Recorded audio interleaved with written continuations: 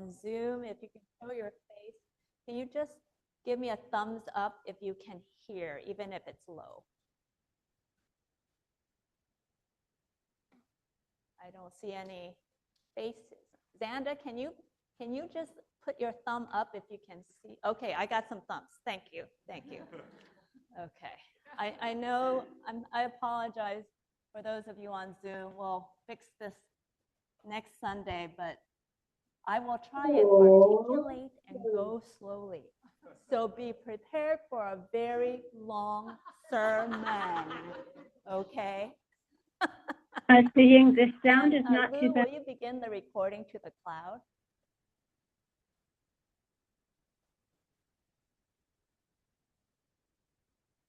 I don't see a recording. Lou, can you begin the recording? Or Eric, you can record to the cloud. Yeah. I've started the recording. It is recording. Oh, great. Okay, we're going to edit all that weird stuff out.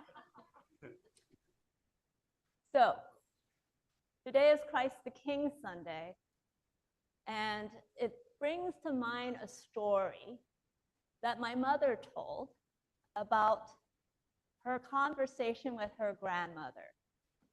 She was a teen in 60s in China during the Cultural Revolution, and she came home from school and said to her grandmother, "Grandmother, today we learned in school from the communists that they will be the best government ever."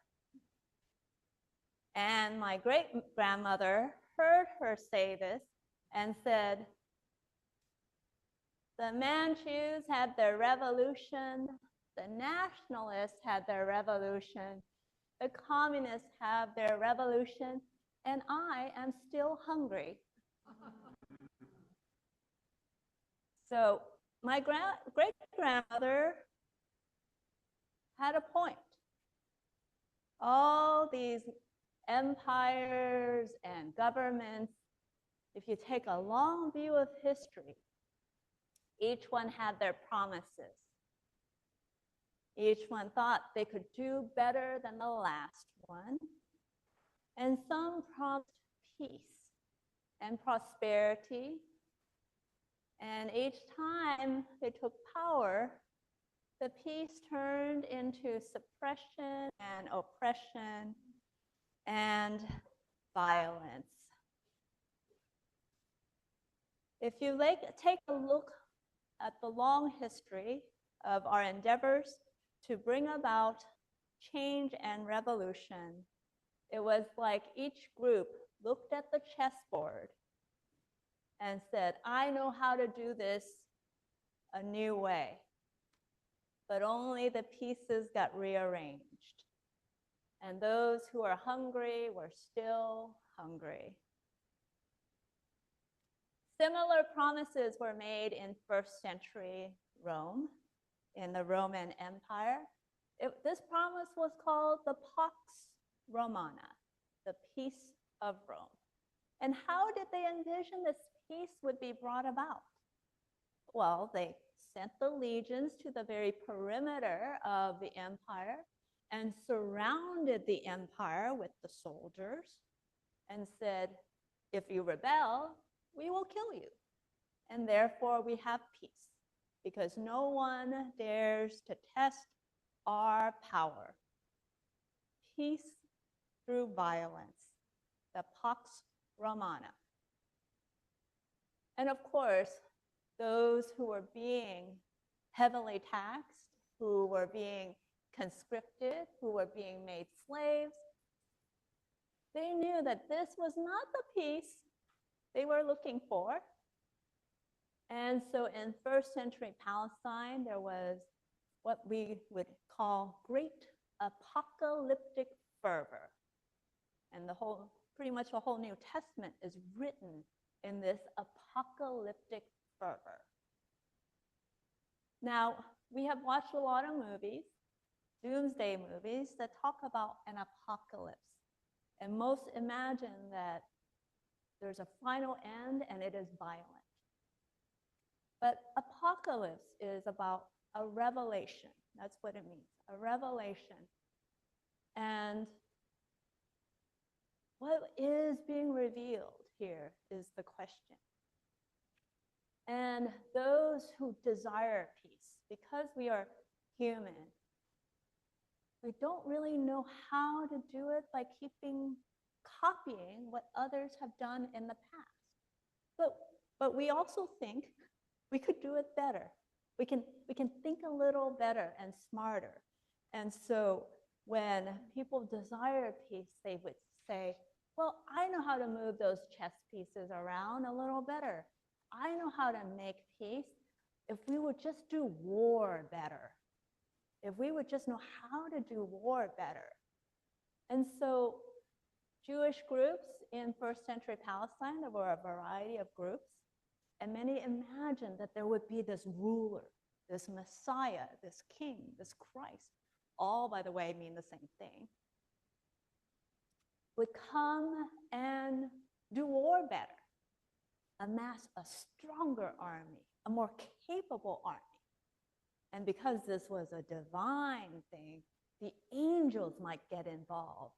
We would pray for the heavenly host to carry their weapons from heaven and be on the side of the armies of the Lord and clean house and inaugurate a time of peace through violence. And that was a large part of the apocalyptic vision of the first century. If we could only do war better, if we could only have a Messiah that would give us more power. So today is Christ the King Sunday, and next Sunday is the first Sunday of Advent. We stand here on a threshold.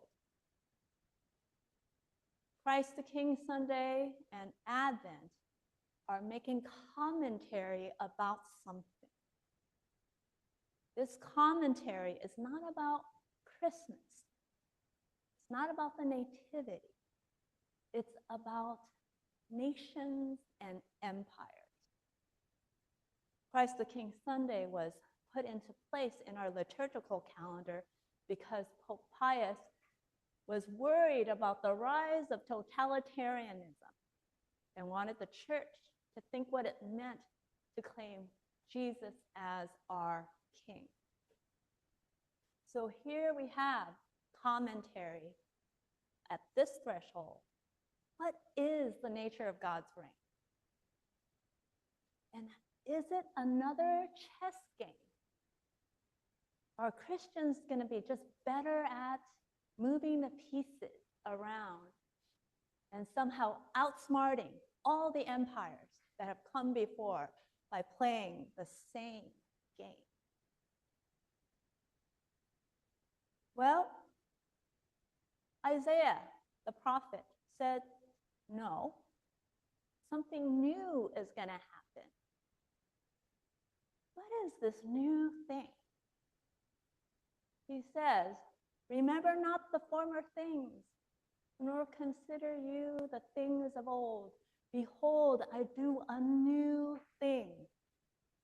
Do not perceive it? It springs forth. Now that Isaiah, because there are three in the prophet's Isaiah, the book, that Isaiah was speaking at a time when the Assyrian Empire had just taken away the people of the land. And Isaiah was envisioning some kind of restoration. And there's this new thing that's coming. But then there are two more Isaiahs. And they're each being written at times of another crisis and another empire. So what is this new thing promised in the first Isaiah? And then you get the Babylonians, who are another empire. And then there's another vision of restoration. What is new? Looks like the same old thing. Well, one of the Isaiahs said, the new thing will look like this. The wolf and the lamb shall feed together. The lion shall eat straw like the ox. They shall not hurt or destroy on all my holy mountain, says the Lord. The lion shall eat straw. A lion that's an herbivore? Well, that's certainly different. That's new. What are you talking about? An herbivore lion? It's not the same game. It's not like the lion eats less of the ox or has an organic ox, right? It's eating straw.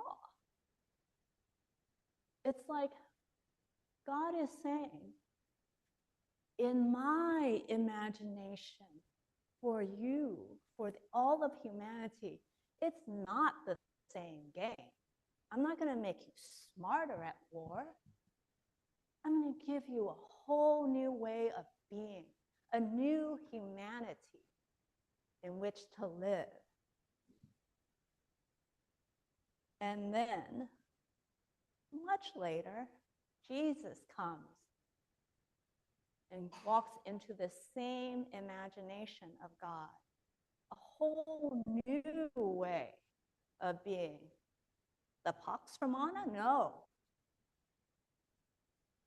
Not crowned in regal garments with a scepter and a crown.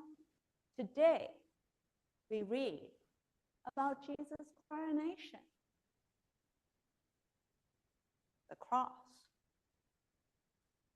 Right above, nailed on the top of the cross, Jesus of Nazareth, King of the Jews. The crucifixion is a coronation? That's as strange as a lion being an herbivore. This makes no sense at all. This is not the game. This is something I cannot understand. I cannot get better at this.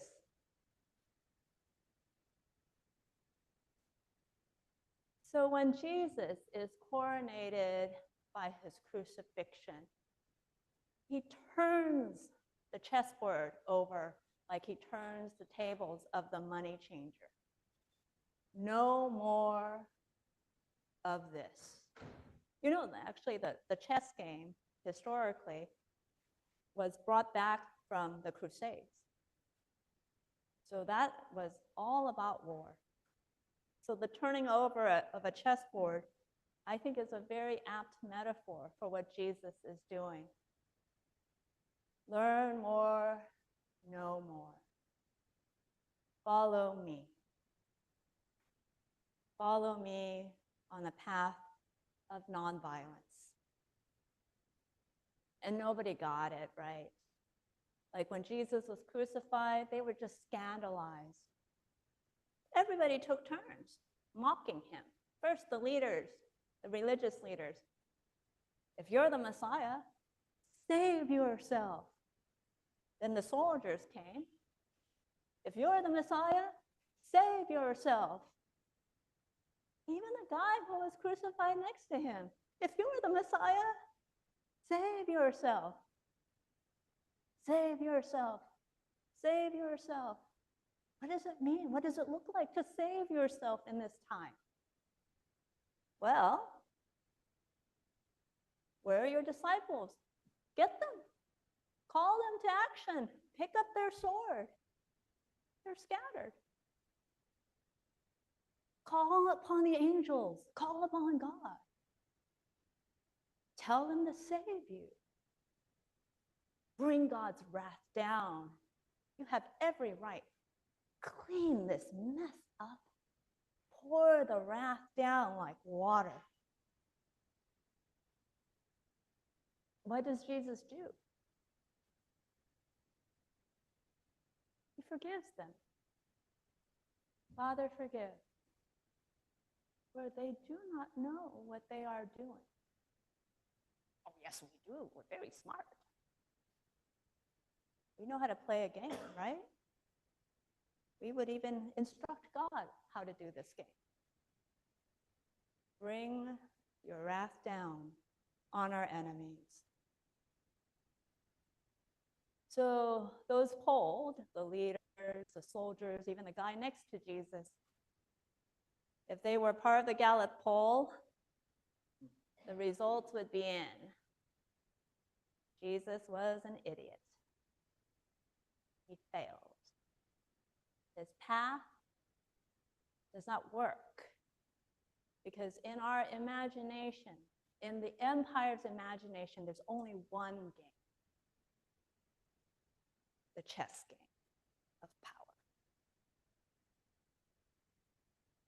But Luke records something else, the minority report. As I have said before, crucifixion in Rome was for two reasons. First, if you were a rebel. Second, if you were a thief.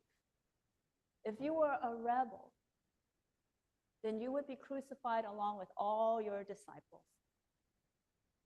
If you posed a huge, violent threat to the empire, they will crucify you and all your compatriots. So the two that were crucified with Jesus were probably part of the same campaign.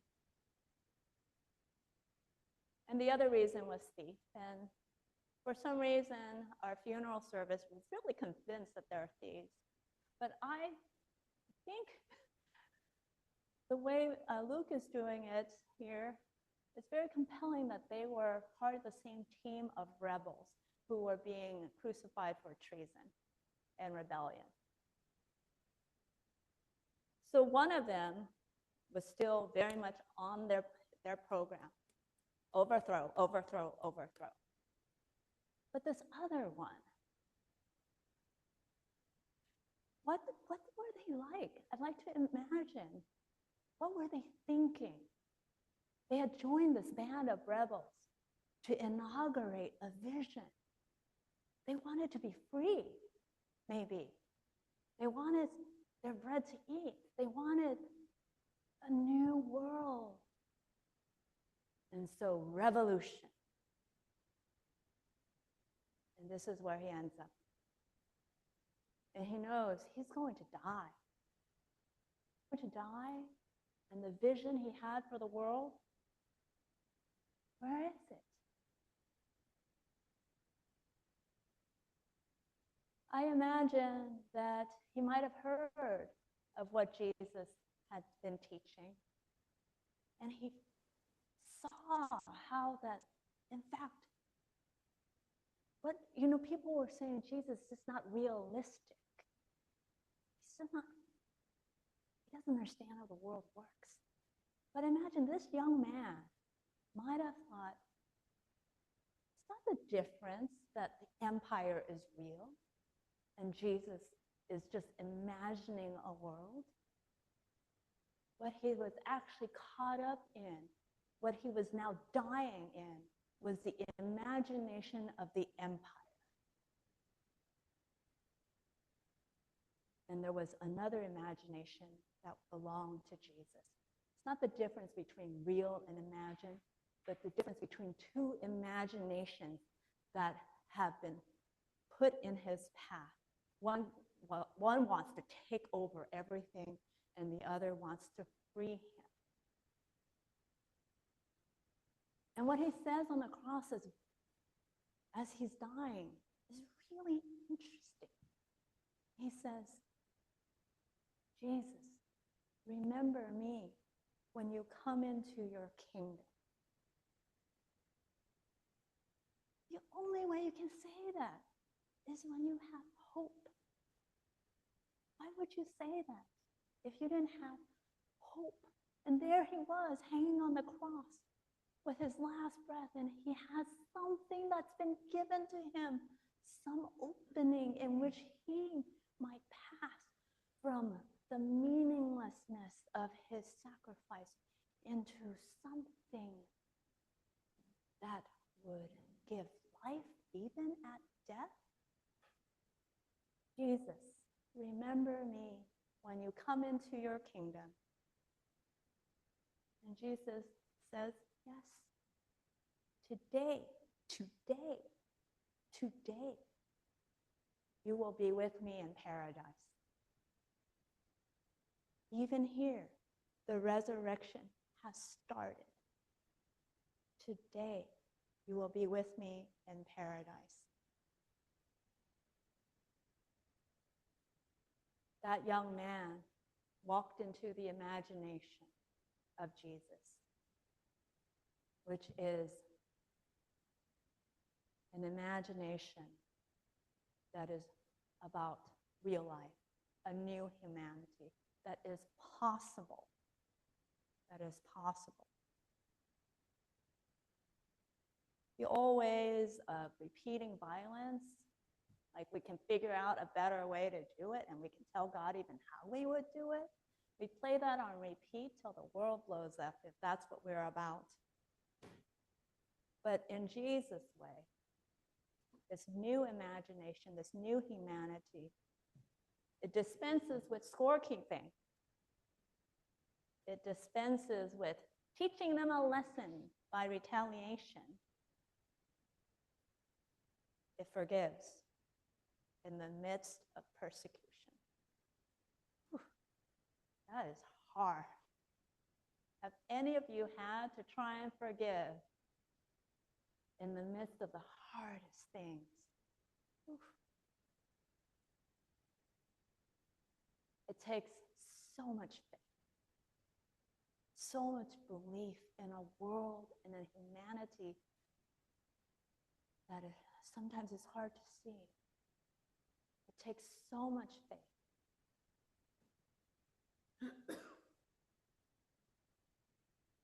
I have a friend who had the most devastating thing happen to her. Her brother murdered her son and mother on the same day. And she told me, I just wanted to crawl in underneath a rock and die. But I asked myself, do I believe? Do I believe? And I remember when I was talking with her, I didn't understand what she was saying. Do I believe? But now I understand it. Do I believe that in the midst of all this violence and death, that I might rise and have a new chance at living? And to choose that, to choose belief, to choose faith in the midst of that kind of death, that is courage. Because it's not a one-day choice. You're going to have to make that choice every day. And that's, I think, why it's so hard to believe in a nonviolent path. Because it's about trusting in something as something is so crippling painful. But that's actually what it means to rise and die with Christ. You have been buried with Christ, you rise with Christ, and now you get a choice. You get a choice. And to make the choice to live, to have life, it will take all the faith you've got. The other way is so much easier. But that's Christ the King. That's what we claim today. That's why the cover doesn't show a big old crown, it shows the cross. Because we believe that in the midst of persecution and strife and all that is painful in this world, we have a choice.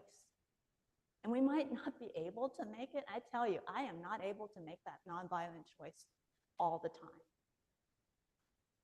I'm just not there yet. But I know I have it. And when I do, when we all do, when we make that choice, we preach the gospel until he comes. Advent. the coming of Christ the King. Amen.